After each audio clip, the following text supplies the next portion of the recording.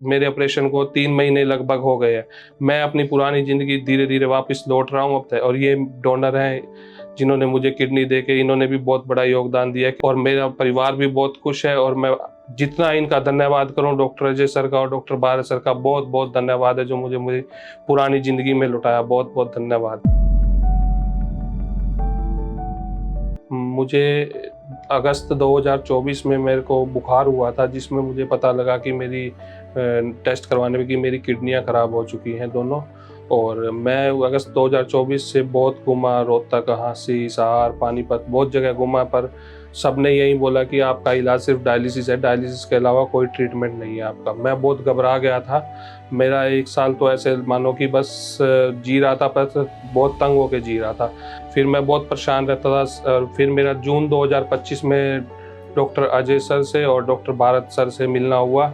और जब हमने उसका विस्तार से उसका बारे में डिटेल्ड हिस्ट्री ली, तो उसका जो उनकी जो खुद की जो किडनी थी, उसकी जो बायोप्सी की रिपोर्ट जो हमने देखी, तो उसमें थ्रोम्बोटिक माइक्रोएंजियोपैथी, जिसको हम टीएमए बोलते हैं, और उसका जो नेटिव डिजीज़, बेसिक डिजीज़ जो टीएमए थी, उसके बाद पेशेंट ने ये बोला कि उनको ट्रांसप्लांट भी कराना है, आगे उनका ये है।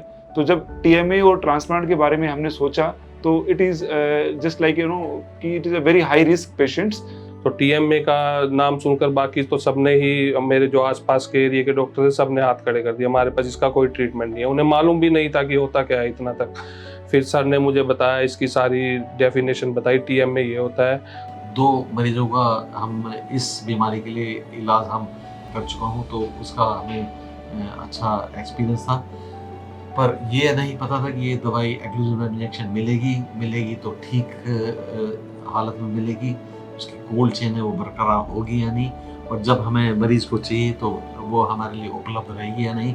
इसके अलावा जो किडनी चूँकि एबीओ ब्लड ग्रुप है, ये भी एक और रिस्क है ये सब जो तैयार करने के लिए, उसकी भी कीमत अपने आप बढ़ जाती है, क्योंकि एबीओ की एंटीबॉडी जो है एबी ब्लड ग्रुप की, जो रेसिपिएंट में होती है डोनर के ब्लड ग्रुप के विपरीत। अब हमें 3 महीने हो चुके हैं, हमें कोई दिक्कत नहीं है किसी प्रकार की भी। हम बहुत-बहुत शुक्रिया करते हैं, सर का बहुत-बहुत धन्यवाद। अब मैं अपनी पुरानी लाइफ में धीरे-धीरे लौट चुका हूँ, और अब तो मेरा क्रिएटिनिन बिल्कुल नॉर्मल आता है, 0.9 आ रहा है क्रिएटिनिन, और मेडिसिन भी धीरे-धीरे कम हो रही है।